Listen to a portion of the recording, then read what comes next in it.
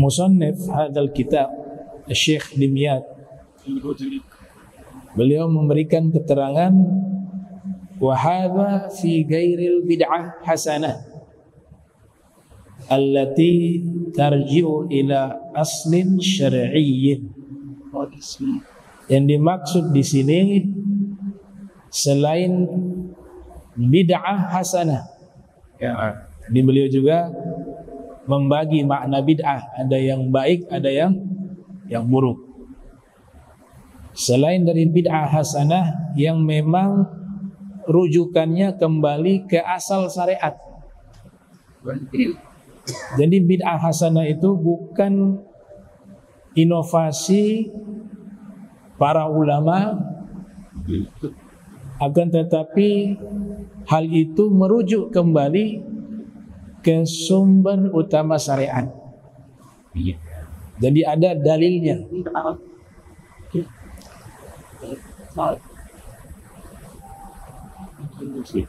Ada satu disertasi ditulis di Saudi Arabia. Disertasi itu isinya provokatif.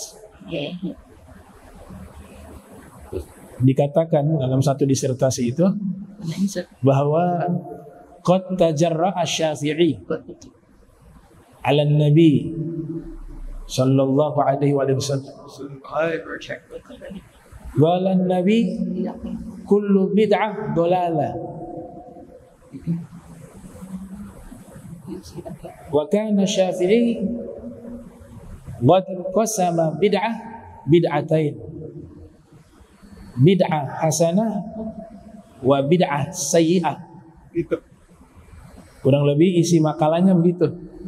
Dan jadi ada salah satu tokoh ulama di Saudi Arabia menulis disertasikah itu atau tesiskah itu, seorang doktor ya, yang isinya kurang lebih seperti ini. Qad tajarra asy-Syafi'i 'ala an-nabi. Sungguh Syafi'i, yang disebut imam ya, sungguh Syafi'i telah berani melawan Nabi.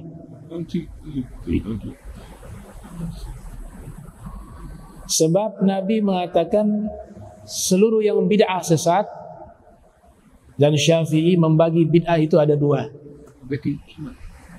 bid'ah yang baik dan bid'ah yang buruk. Nah, ini isinya provokasi. Yang pertama harus dilihat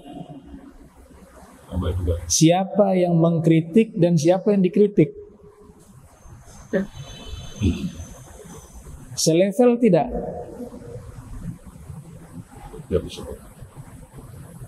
Yang mengkritik dan yang dikritik. Pertama harus kita lihat dari sisi keilmuan dulu deh. Apakah setara yang mengkritik Imam Syafi'i? Oh tentu, ilmu Imam Syafi'i jauh di atas mereka. Dan ilmunya Imam Syafi'i sudah teruji keikhlasannya dengan bukti mazhab terbesar nomor 2 di dunia setelah mazhab Hanafi. Telah terbukti melahirkan ulama-ulama yang mengikuti mazhab beliau, baik dari kalangan ahli hadis, ahli tafsir, ahli fikih, ahli sejarah, ahli tasawuf, banyak nisbat ke mazhab beliau. Jadi dari sisi keilmuan yang mengkritik dan yang dikritik, ilmunya yang dikritik sebagai Imam Syafi'i jauh di atas yang mengkritik. Itu yang pertama. Yang kedua, kesolehan. Imam Syafi'i tiap malam tidur dibagi 3. Bukan tidur, waktu malam dibagi 3. Waktu ibadah, waktu menulis kitab, dan waktu belajar. Murid-murid Imam Syafi'i semuanya menjadi ulama besar. Cukup Imam Ahmad bin Hanbal menjadi perwakilan. Ini yang mengkritik muridnya siapa? Ada yang kenal? Yang kedua, Imam Syafi'i itu faham dalil lebih dalam, lah pencetus ilmu usul fikih beliau. Yang mengkritik belajar usul fikih lewat dari kitab-kitab Imam Syafi'i atau murid dari muridnya atau pengikutnya. Dan yang keempat, mana mungkin Imam Syafi'i melawan Nabi? Lah Imam Syafi'i dari kecil itu sudah biasa berinteraksi dengan hadis-hadis Nabi. Waktunya diwakafkan untuk menghidupkan ilmu Nabi Muhammad SAW. Kok dibilang melawan Nabi? Jadi salahnya di mana? Salahnya di pemahaman. Hadisnya benar, bunyinya seperti itu, tapi pemahaman yang mengkritik Imam Syafi'i tidak sedalam Imam Syafi'i, tidak seluas ilmunya dengan Imam Syafi'i, sehingga memahami hanya sebatas teks. Kalau Imam Syafi'i bukan hanya teks saja yang difahami, tapi kapan Nabi sabdakan hadis ini, kepada siapa Nabi sabdakan, tujuannya apa Nabi sabdakan ini, makna perlafatnya itu apa maksudnya. Beliau pakar di bidang itu. Ini yang dalam ungkapan mengatakan kam min aibin qawlan sahiha wa afatahu minal fahmi saqimi. Berapa banyak orang yang menyalahkan pendapat yang benar sebab pemahamannya yang sakit. Nah, kayak begitu. Jadi ketika Imam Syafi'i membagi bid'ah itu dua, Imam Syafi'i sudah mengumpulkan semua hadis yang berkaitan tentang masalah itu, tidak membuat pernyataan baru, apalagi sampai mengatakan melawan sabda Nabi Muhammad sallallahu alaihi wasallam. Beliau faham yang dimaksud bid'ah di situ yang tidak ada rujukan di dalam syariat. Makanya di hadis yang lain jelas Nabi katakan man ahdatsa fi amrina hadza ma laysa minhu fahuwa raddun.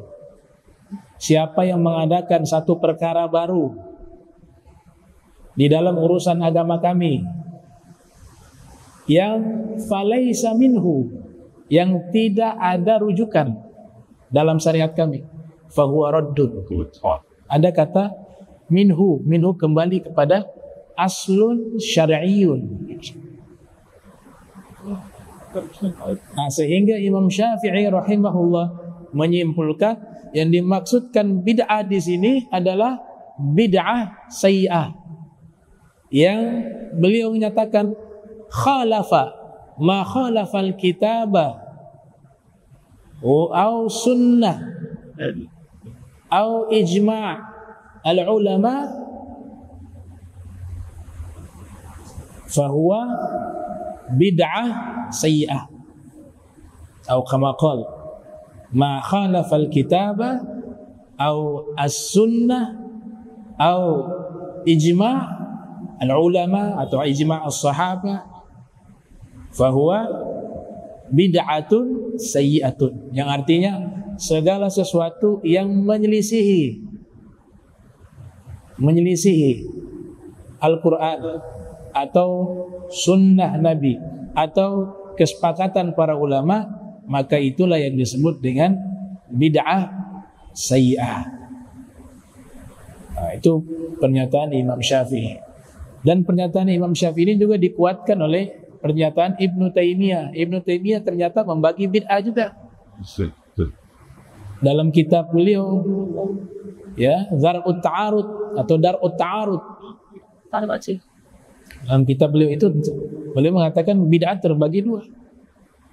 Ada yang membagi bid'ah itu 5. Ini kalau musannif di sini membagi bid'ah sampai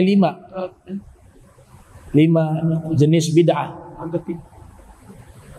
Imam Nawawi juga membagi bid'ah. Al-Hafiz Ibnu Hajar Al-Asqalani juga membagi bid'ah menjadi beberapa bagian. Dan banyak ulama lintas mazhab, baik mazhab Maliki, mazhab Syafi'i, mazhab Hambali, mazhab Hanafi. Ada ulama-ulama di kalangan 4 mazhab yang jumlahnya banyak juga membagi-bagi bid'ah, karena mereka memahami hadis tersebut bukan sebatas pemahaman tekstualis teks, tapi mereka juga paham secara kontekstual, mafhumun mantuk, kata Imam Syatibi. Nah, sehingga di sini jelas dikatakan aqsamul bid'ah, pembagian bid'ah. Innal bid'ata tanqasimu ilal ahkamil khamsati. Sesungguhnya bid'ah dia terbagi hukumnya menjadi 5. Ini menurut pengarang kitab Al-Jawahir Al-Lu'luwiyah, namanya Syekh Al-Allamah Al-Faqih Muhammad ibn Abdullah Ad-Dimyati Asy-Syafi'i, wafat tahun 1331 Hijriah, 1331 Hijriah. Ya. Kalau saudara-saudara kita yang lain yang tidak asing dengan hadis ini hanya melihat secara teks, sehingga mengatakan pokoknya yang baru salah semua, bid'ah gitu.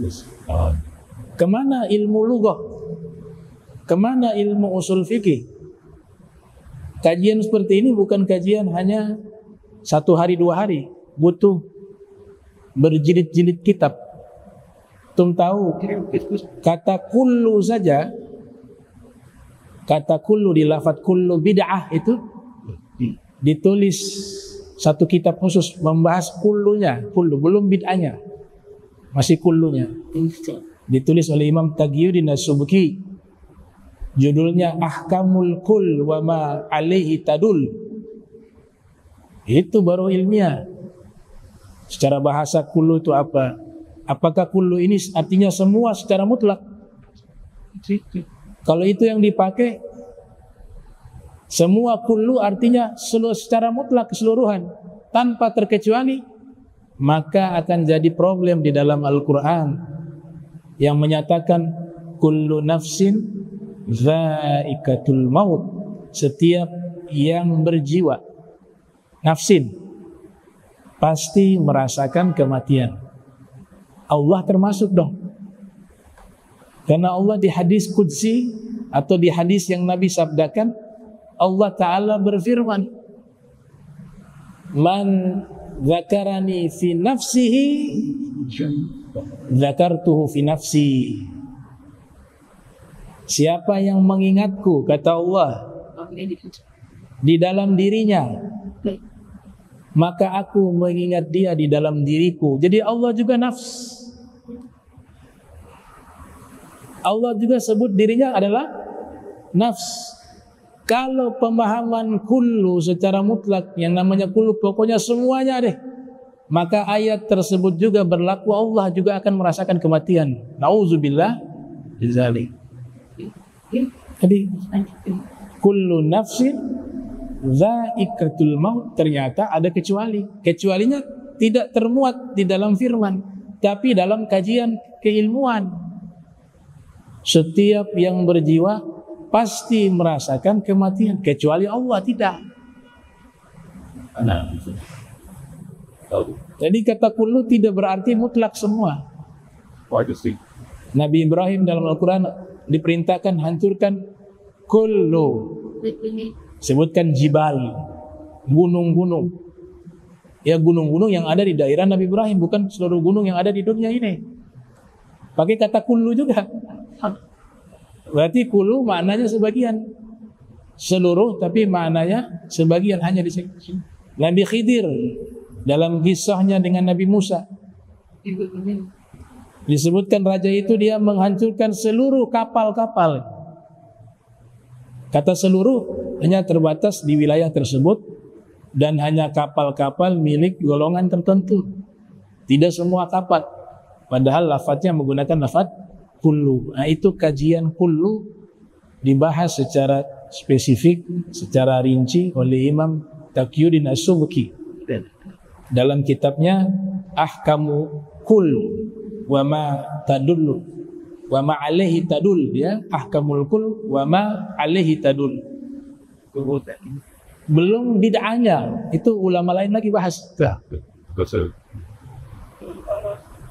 Ada kitab lumayan tebal, berapa ratus halaman, hanya membahas lafadz bid'ah. As-Sayyid Abdullah bin Muhammad bin Siddiq Al-Gummari menulis kitab membahas tentang bid'ah berjudul Itqanu San'ah fi Tahqiqi Ma'na Bid'ah. Baru dari situ bisa paham. Ini baru kullu bid'ah dolalah, semua sesat. Jika belajar, ada ratusan kitab membahas masalah tersebut yang berkaitan dengan masalah tersebut.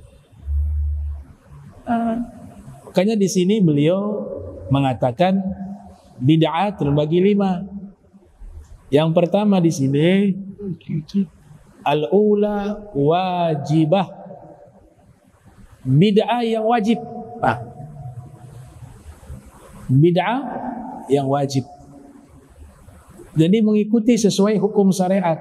Ada wajib, ada mubah, ada sunnah, ada haram, ada apa lagi, makruh, ya. Ikut hukum syariat. Bid'ah yang wajib yang pertama di sini dikatakan katadwinil Qur'ani wa syara'i idza khifa 'alaiha ad-daya'. Mengkodifikasi Al-Qur'an itu bid'ah yang wajib. Di zaman Rasul, Al-Quran tidak dikodifikasi berupa satu mushaf seperti yang ada saat ini. Adanya di pelepah kurma ditulis, adanya di hafalan-hafalan, adanya di tulang-tulang hewan. Nanti setelah wafatnya Rasul, di masa khilafah Sayyidina Abu Bakar Siddiq, dipanggil beberapa sahabat yang ahli Al-Quran. Di antaranya ada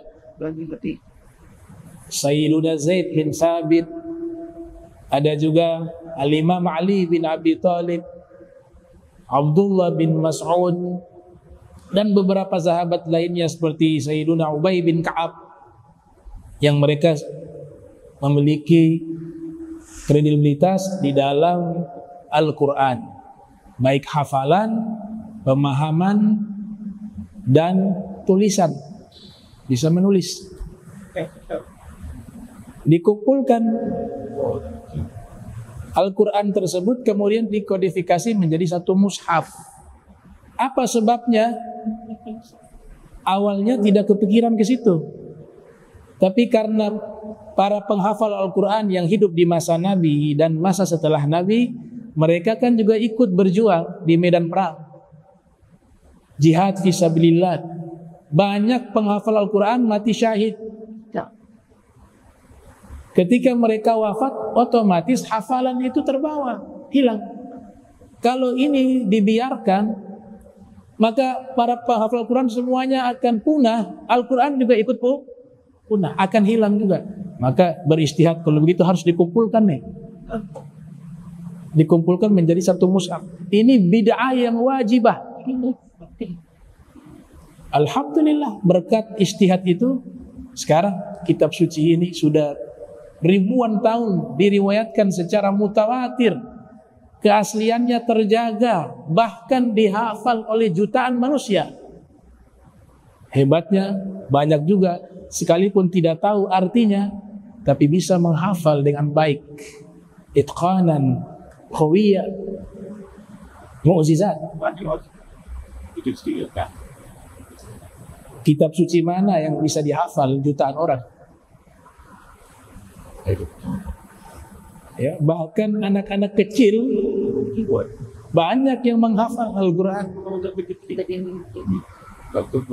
Bahkan ada yang tidak tahu arti sekalipun ketika mendengarkan bacaan Al-Quran menangis, hatinya tersentuh.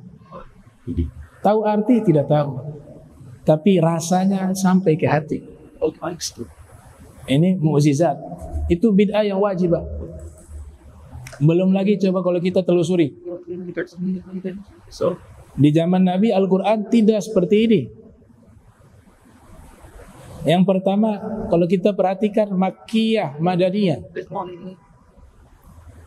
Makkiyah, wahyu yang Allah turunkan sebelum hijrahnya Nabi ke kota Madinah. Saya ambil pendapat itu karena ada 3 pendapat. Madaniyah, wahyu yang Allah turunkan setelah hijrahnya Nabi SAW di kota Madinah. Sebagaimana keterangan dari Imam Jalaluddin As-Suyuti yang lahir 849 Hijriah, wafat 911 Hijriah, dalam kitabnya Al-Itqan fi Ulumil Quran.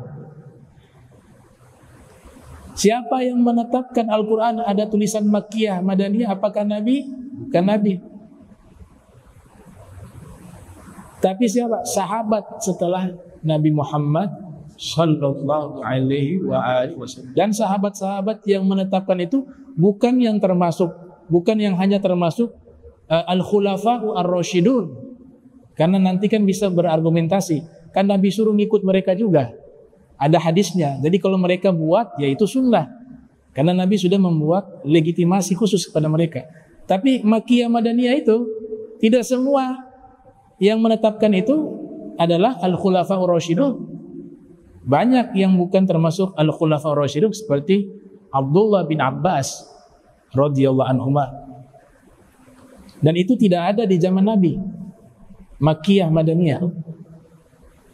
Tapi semua sahabat yang hidup di masa itu, generasi setelahnya tabi'in, setelahnya tabi'ut tabi'in, dan ulama salaf, ulama khalaf, semuanya diam dan tidak mengingkari itu. Kenapa? Karena mereka tahu itu tidak salah. Namanya ijma sukuti. Jadi kesepakatan itu bukan hanya ada pendapat, kami sepakat. Tidak. Diam secara berjamaah tanpa mengingkari itu juga kesepakatan. Seandainya salah pasti akan dikritik. Jadi diamnya itu adalah ijma. Namanya ijma sukuti. Mereka akan mengatakan lagi, itu kan sahabat. Baik. Harokat yang ada, fathah, dhamma, kasro, sukun, tidak ada di zaman Nabi. Bahkan titik tidak ada di zaman Nabi. Al-Quran di zaman Nabi tidak ada titik, tidak ada fathah, tidak ada dhamma, tidak ada kasro, tidak ada sukun. Al-Quran kalau model itu dipakai sekarang, kita gak ada yang mampu bisa baca. Yang ada titik saja, ada harokat saja. Banyak umat Islam yang belum mampu membaca Al-Quran. Sahabat-sahabat dan ulama-ulama tabi'in, tabi'ut tabi'in, mereka melihat Islam ini berkembang pesat dan tidak hanya berada di wilayah Jazirah Arab, tapi juga meluas sampai ke daerah-daerah Ajam yang mereka tidak pandai berbahasa Arab. Bahasa sehari-hari mereka bukan bahasa Arab. Seperti di Persia, seperti di Afrika, kesulitan mereka membaca Al-Quran tanpa titik, tanpa tanda. Untuk mempermudah, dibuatlah titik pertama kali. Siapa yang buat titik pertama kali? Abul Aswad Ad-Du'ali, murid daripada Al-Imam Ali bin Abi Thalib karramallahu wajhah, dan atas perintah Sayyidina Ali bin Abi Thalib diletakkan titik. Oh, ada ba titik di bawah, ta titik 2 di atas, sa titik 3 di atas. Coba antum bayangkan kalau titik ini tidak, mana ba ini ba patah apa salah? Kesulitan kita. Maka diletakkan titik. Bid'ah wajibah atau bid'ah mandubah. Dia masuknya bid'ah yang sunnah karena membantu orang untuk bisa mudah membaca Al-Quran. Ternyata sudah diletakkan titik. Ini sudah masa jauh nih. Abu Asad Ad-Du'ali bukan sahabat, tapi nanti bisa berargumentasi lagi. Itu kan gurunya sahabat. Sayyidina Ali kan Khulafaur Rasyidun, yang Nabi katakan ikutilah aku dan sunnah Khulafaur Rasyidin, termasuk Sayyidina Ali bin Abi Thalib. Ya, artinya mereka bisa berargumentasi. Ini masih sesuai perintah Nabi. Jadi mau tambah titik diiyakan oleh Sayyidina Ali sah. Maka muncul pertanyaan berikut. Ternyata sudah meletakkan titik masih susah juga untuk membaca. Ibaratnya kalau titik diletakkan tanpa harokat, kitab gundul. Kitab gundul gak semua orang mampu membaca. Muncul ulama tahun 100 Hijriah lahir, wafat 170 Hijriah, bernama Al-Imam Al-Khalil bin Ahmad Al-Farahidi, pencetus ilmu arud, guru daripada Imam Sibawayh dan Imam Al-Kisai, ahli nahu internasional di zaman itu, punya madrasah Kufiyah dan Basriyah. Al-Kisai Kufiyah, Imam Sibawayh Basriyah. Ini guru beliau, Al-Khalil bin Ahmad Al-Farahidi.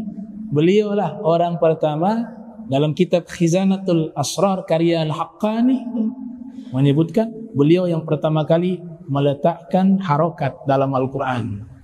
Beliau bukan sahabat, gurunya juga bukan sahabat. Tapi di masa itu tidak ada yang mengingkari dari sejak zaman beliau sampai hari ini. Itu adalah bid'ah yang sunnah. Kasih harokat, kita bisa tahu, oh ini bacanya fathah, ini kasroh, ini dhamma, ini sukun. Oh, pahalanya besar, mengalir ke beliau.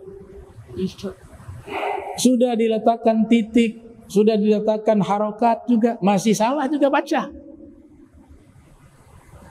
Gak tahu mana kapan berhenti, kapan nyambung bacaan, di mana tempat yang dilarang untuk berhenti, dibaca panjang berapa mograh atau berapa mat, hurufnya yang benar dibaca seperti apa, makharijul hurufnya. Akhirnya muncul satu ulama memperkenalkan ilmu tajwid. Ilmu tajwid gak ada di zaman Nabi SAW. Ulama itu bernama Abu Ubaid Al-Qasim bin Salam, semasa dengan Imam Syafi'i. Ya, Imam Syafi'i lahir 150 Hijriah. Beliau lahir 157, hanya selisih 7 tahun. Wafat 224 Hijriah. Seorang imam alim al-mutafannin, multidisipliner, menguasai banyak keilmuan. Beliau ahli ekonomi dunia di masa itu, menulis kitab Kitabul Amwal, membahas tentang tata kelola keuangan. Beliau juga ahli hadis, menulis kitab Gharibul Hadis. Beliau juga ahli Al-Quran, menulis kitab An-Nasikh wal Mansukh fil Quran. Dan beliau juga ahli qiraah, ahli dalam membaca Al-Quran. Beliau menyusun ilmu tajwid. Kita kenal ikhfa, idgham bi gunna, idgham bila gunna, mat lazim. Kemudian diajarkan bagaimana makharijul huruf, sifatul huruf, diajarkan semua. Tidak pernah ada materi pembelajaran semacam ini di zaman Nabi Muhammad SAW. Kenapa? Karena di zaman Nabi semua sudah fasih. Ini ikut Ustadz Ulum ya. Kemarin ada tamu, Masya Allah luar biasa. Orang Madura, Ustadz Muhammad Ihya Ulumuddin. Tapi juara lomba bahasa Arab se-internasional 4 kali. Bahasa Arabnya lebih lancar dari orang Arab. Ya, kita harus mengakui kelebihan orang dan itu tidak mudah. Luar biasa. Saya kagum dan tawadhu, ya. Undang acara pakai motor ke sini. Enggak nuntut macam-macam. Dan saya paham betul untuk bisa fasih seperti itu tidak mudah. Ternyata ketika bercakap menggunakan bahasa Arab, kalau kita terapkan makharijul huruf yang ada di dalam Al-Quran, bahasa Arab sekalipun yang obrolan menjadi indah. Karena Al-Quran menggunakan bahasa apa? Bahasa yang fasih, yang kesastraannya tinggi. Disebutkan ain jelas sekali, wadda'. Disebutkan ada tak tanis, lugat. Indah, jamil. Bagaimana tidak indah? Itu bahasa Nabi kita Muhammad sallallahu alaihi wasallam. Bagaimana tidak indah? Itu firman Allah Ta'ala di dalam Al-Quran. Kita harus bangga dengan bahasa tersebut. Jadi ilmu tajwid bukan di zaman sahabat, bukan di zaman tabi'in. Ada yang mengatakan Abu Qasim ini, Abu Ubaid Al-Qasim bin Salam, itu generasi sama seperti Imam Syafi'i. Tabi'ut tabi'in. Ada yang mengatakan tabi'ut tabi'in. Tidak ada yang mengingkari sampai hari ini. Malahan yang mengatakan bahwa semua itu bid'ah, belajar Al-Quran pakai ilmunya, ilmu tajwid. Padahal sejarah ilmu tajwid itu adalah sejarah yang disebutkan oleh ulama sebagai bid'ah mandubah. Satu ilmu yang tidak pernah diterapkan dan diajarkan di masa Nabi Muhammad sallallahu alaihi wasallam. Ilmu syariat juga kata beliau. Praktek di zaman Nabi ada syariat, praktek di zaman Nabi ada bacaan Al-Quran yang benar dan seterusnya. Tapi untuk dijadikan satu bidang ilmu dengan namanya, dengan kaedahnya, dengan uslubnya, itu dilakukan di masa setelah wafatnya Nabi Muhammad sallallahu alaihi wasallam. Ilmu fikih tidak pernah ada di zaman Nabi berupa ilmu fikih, praktek keilmuannya ada. Muncul imam-imam besar mereka. Imam Syafi'i menulis kitab Ar-Risalah yang jadi pijakan ilmu usul fikih. Imam Abu Hanifah demikian, Imam Ja'far As-Shadiq bin Muhammad Al-Baqir, Al-Imam Zaid bin Ali. Mereka membuat pemahaman-pemahaman hukum dengan kodifikasi, dengan rumus, dengan kaedah, dengan istinbat. Tidak pernah ada di zaman Nabi Muhammad SAW. Tapi harus dilakukan agar hukum syariat ini terjaga. Bid'ah wajibah. Bid'ah yang wajib. Dan seperti ilmu-ilmu bahasa Arab. Di zaman Rasul semuanya sudah paham bahasa itu. Karena bahasa Al-Quran itu, bangsa Arab ini kan banyak, sukunya banyak. Tapi antum tahu tidak bahasa Al-Quran ini menggunakan bahasa lahjanya siapa?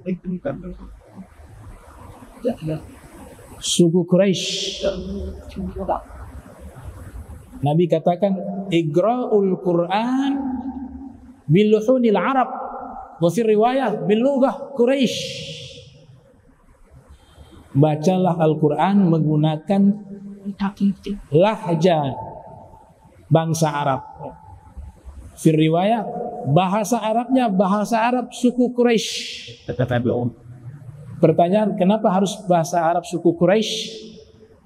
Karena Nabi min Quraisy. Masalahnya di Nabi Muhammad SAW yang mampu bisa menerjemahkan firman Allah lewat lisan manusia, lisan makhluk, tidak boleh orang lain, akan hancur binasa. Yang bisa menerjemahkan itu hanya lisan Habibi Muhammad sallallahu alaihi wasallam. Lau kana, ya, gimana ayatnya? Anzalal Quran ala jabalin la ra'aitahu khashi'an mutasaddian min khasyatillah wa tilkal amsa nadribuha linnas. Ayat Al-Quran. Kalau Al-Quran ini diturunkan di atas gunung-gunung hancur. Kalau gunung saja yang padat, yang kokoh, yang kuat semacam itu bisa hancur, kata Allah, jika diturunkan Al-Quran di atasnya, apalagi manusia. Tapi memang ini manusia istimewa yang bisa menerima itu. Ya, Habibi Sayyiduna Muhammad. Nah, makanya dia bisa menjadi bahasa itu, bahasa Arab. Bahasa Quraisy, suku Quraisy. Dan suku Quraisy adalah suku yang menyerap seluruh bahasa Arab yang ada di Jazirah Arab. Karena pusat perdagangan. Semua orang-orang Arab dari berbagai suku setiap tahun minimal kumpul di Makkah. Terjadi asimilasi bahasa. Bahkan ditelusuri bahasa-bahasa asing yang masuk ke dalam bahasa Arab. Ada bahasa Persia, ada juga bahasa Nusantara. Satu kosakata bahasa Nusantara yang memang dilacak oleh ahli bahasa, dia bukan berasal dari bahasa Arab. Dia bukan berasal dari bahasa Persia. Dia bukan berasal dari bahasa Romawi. Tapi kata kosakata ini berasalnya dari Nusantara. Kafur baros. Innal abrara yashrabuna min ka'sin kana mizazuha kafura. Di surat Al-Insan. Penghuni surga kalau minum minuman surga itu minuman dengan campuran kafur, ya. Jangan dibayangkan kafur baros taruh di minuman gitu. Bukan. Dipinjam wanginya, terkenal wangi. Tapi rasanya bukan rasa kafur. Apalagi kafur Pinang. Kafur yang dipinjam baunya yang wangi. Itu minuman aromanya wangi. Itu dalam tafsir Soffatut Tafasir di Syekh Dr. Ali As-Sobuni. Nah, tapi tidak bertentangan dengan ayat yang mengatakan kami turunkan Al-Quran menggunakan bahasa Arab. Tidak bertentangan. Ada dua pendapat di kalangan ahli Al-Quran. Pendapat pertama menolak ada bahasa serapan. Semua di Al-Quran bahasa asli, bahasa Arab. Tidak ada bahasa dari luar. Tapi ada pendapat kedua, enggak, bahasa serapan masuk. Tapi karena sudah cukup lama bahasa ini masuk, maka dia sudah menjadi bahasa Arab. Berkumpul di situ. Pusat perdagangan. Semua suku Arab berkumpul di situ. Bahkan pusat peribadatan di zaman itu. Ada Ka'bah yang diyakini sejak turun-temurun, sejak zaman Nabi Ibrahim sampai zaman Nabi kita Muhammad sallallahu alaihi wasallam. Maka bahasa suku Quraisy kaya akan kosakata, kaya akan kultur dan budaya. Maka dipilihlah bahasa tersebut menerjemahkan firman Allah Ta'ala, bahasa Al-Quran, ya. Maka bahasa Arab di masa Nabi secara otomatis mereka kuasai secara alamiah.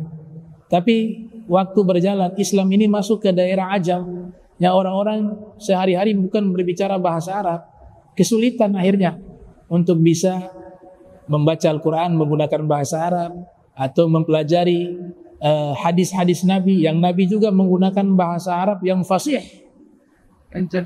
Ada ulama hadis ditanya, Dr. Said Alwi bin Syihab,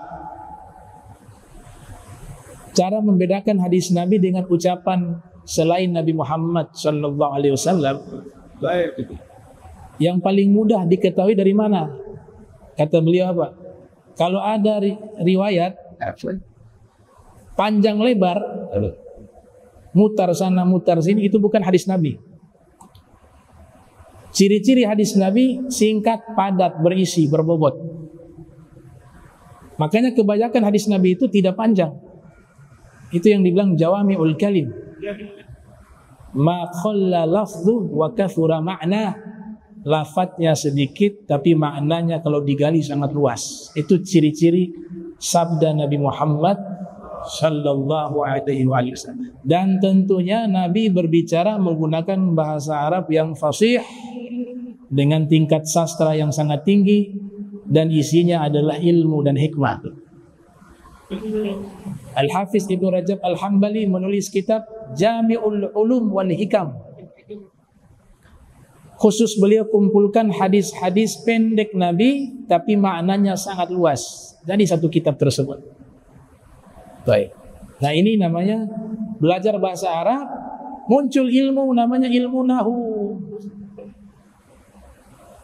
ilmu sorof, ilmu balaghah, ilmu bayan, ilmu ma'ani, ilmu badi, ilmu arud, ilmu kawasi. Khusus membahas bahasa. Tidak pernah ada di zaman Nabi sallallahu alaihi wasallam. Lagian mereka gak butuh, mereka sudah fasih. Mereka sudah secara alami mampu berbicara dengan bahasa Arab yang sangat sempurna. Tapi kan orang non-Arab, bahkan orang Arab sendiri pun kalau tidak mempelajari keilmuan bahasa tersebut di zaman kita akan sangat kesulitan juga. Maka ulama menyusun ilmu nahu, ilmu sorof. Ini bid'ah yang wajibah. Bid'ah yang wajib. Untuk bisa memahami Al-Quran dan Sunnah tentu menggunakan bahasa Arab. Maka wajib mempelajari ilmu-ilmu tersebut. Tanda kutip wajibnya kepada orang yang ingin memperdalam ilmu tafsir Al-Quran atau menjadi mufassir, wajib bahasa Arab. Atau hadis Nabi, wajib. Ya, wajib mempelajari ilmu bahasa Arab. Bagi orang yang ingin menjadi ulama ahli hadis, bagaimana ulama ahli hadis gak bisa bahasa Arab? Aib. Ulama tafsir Al-Quran gak bisa bahasa Arab, aib. Paling gak faham, belajar. Ya, dikatakan oleh Al-Imam Ibnul Mubarak, lahir 118, wafat 181 Hijriah. Beliau mengatakan, la yuqbal ar-rajulu binaw'in minal ulumi ma lam yuzayil ilmahu bil arabiyah. Tidak boleh diterima ilmu agama, terutama Al-Quran wal hadis, dari orang yang tidak pernah menghiasi dirinya dengan ilmu bahasa Arab.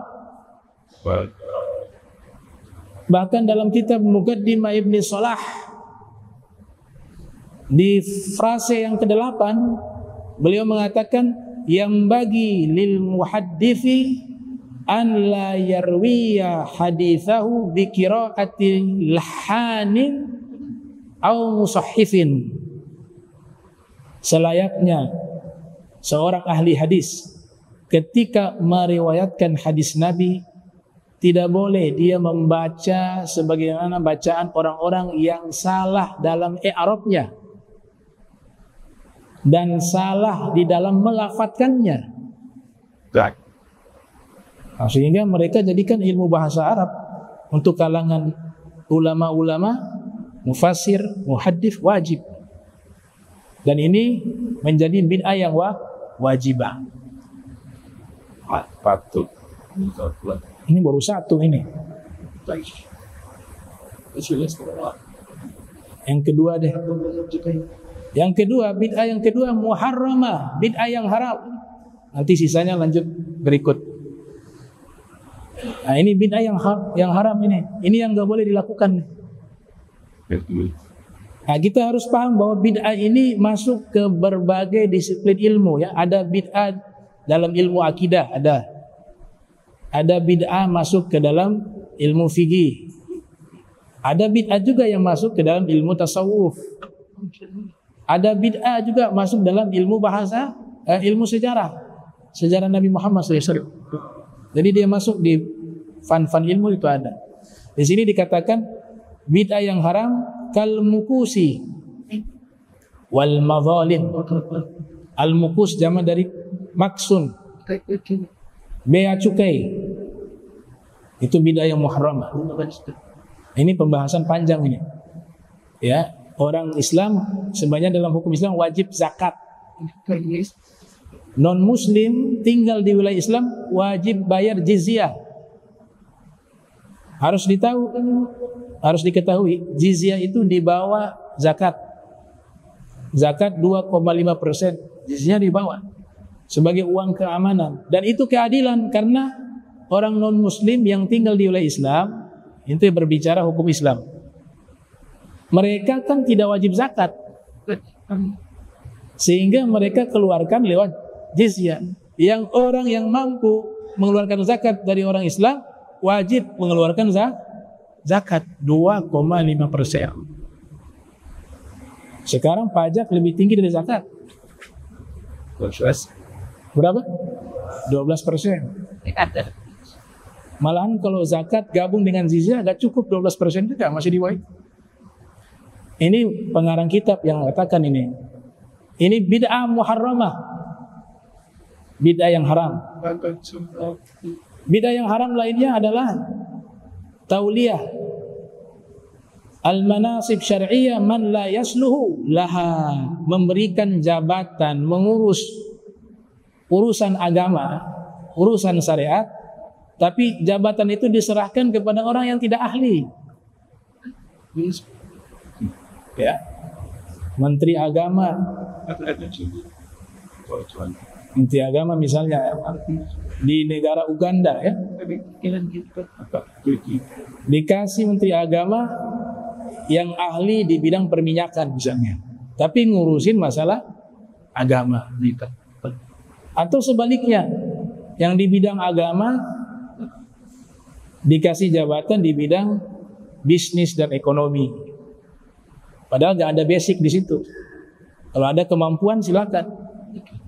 Jadi memberikan jabatan bukan kepada ahlinya, itu intinya. Itu adalah bid'ah yang haram. Idza usidal amru ila ghairi ahlihi falyantadir sa'ah.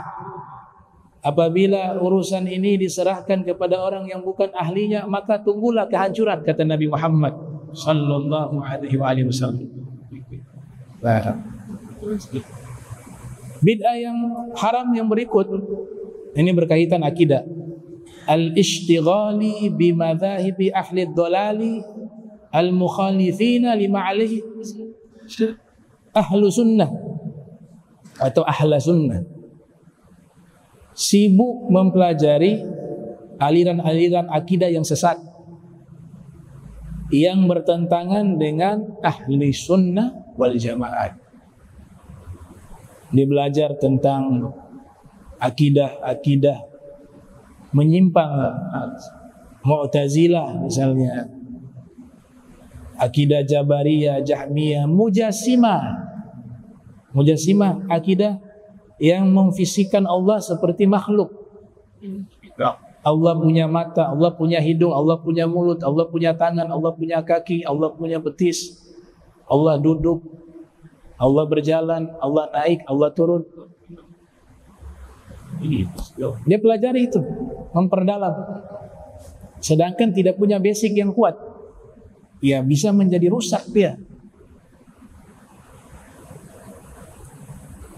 Pelajari dulu akidah kita, kuatkan dulu akidah kita. Tidak perlu harus mengambil pendapat-pendapat akidah yang menyimpang. Tapi kalau memang dia seorang peneliti, ingin mencari tahu akidah-akidah menyimpang apa saja yang pernah ada dalam aliran Islam, nah, untuk dia memperkuat keilmuannya, menambah wawasannya, silakan. Yang penting ada basic. Untuk urusan Al-Quran dulu jadi problem tuh. Makanya muncul namanya ilmu kalam, ilmu yang membahas firman Allah. Kalam kan artinya firman. Di masa Imam Mazhab, di masanya Imam Syafi'i, di masanya Imam Ahmad, pemerintahan Daulah Abbasiyah, salah satu tokoh khalifah mendukung pemikiran Mu'tazilah yang menyatakan Al-Quran itu makhluk. Sedangkan ulama-ulama ahli sunnati wal jamaah berkeyakinan Al-Quran bukan makhluk. Sebab Al-Quran itu kalamullah. Kalamnya Allah itu adalah sifatnya Allah. Sifat mengikuti yang disifati. Yang disifati maha kekal, maka firman juga maha kekal. Kalau Al-Qadim maha kekal, gak ada awal, maka firman juga tidak ada awal, karena mengikuti Allah. Mu'tazilah enggak, makhluk, Allah ciptakan. Al-Quran diciptakan. Mujassimah lebih parah lagi. Enggak, bukan. Allah ngomong bahasa Arab, bicara pakai bahasa Arab. Ada lidahnya, ada mulutnya, ada bibirnya. Keluar dari jauh, ada rongga yang mengeluarkan suara. Itu Allah berbicara, jadilah Al-Quran. Ahli sunnah di tengah. Al-Quran bukan diciptakan, tapi firman Allah. Dan Allah ketika berfirman, bila harfin wala sautin, tanpa huruf, tanpa suara. Terus bagaimana? Itulah Allah. Beda dengan makhluk. Makhluk berbicara, ada huruf, ada suara. Mengamalkan firman Allah, laisa kamitslihi syai'un. Tidak ada sesuatu yang serupa dengan Allah. Kalau mengatakan Allah berbicara, keluar huruf, keluar suara, sama seperti makhluk. Maka ahli sunnah wal jamaah menegaskan, Allah berfirman, tapi bila harfin wala sautin. Terus cara berfirman, berkata, berkalam tanpa huruf, tanpa suara itu bagaimana? Wallahu a'lam. Itu ilmunya Allah. Kita punya akal gak sampai di situ. Nah, jadi kalau Mujassimah, Allah berbicara bahasa Arab.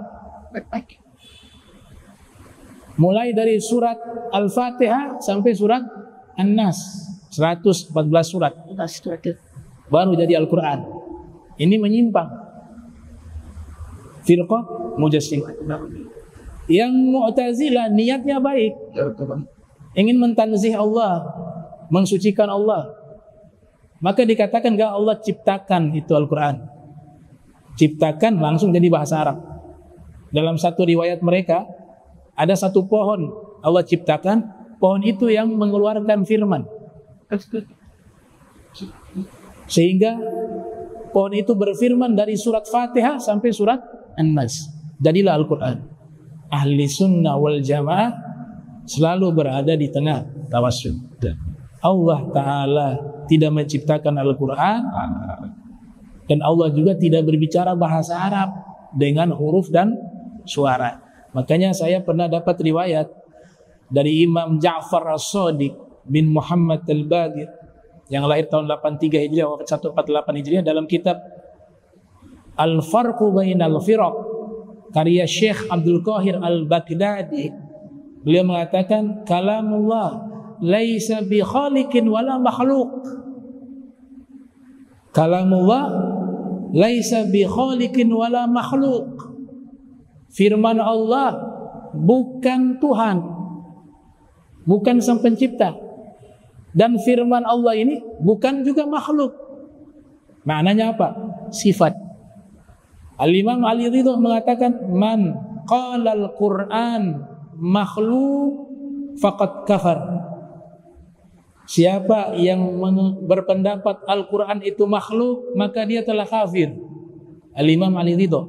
Dan ini ucapan imam 4 madhab juga, Imam Abu Hanifah, wal Imam Malik, wal Imam Syafi'i, wal Imam Ahmad, wa ashabuhum, dan ulama-ulama setelahnya.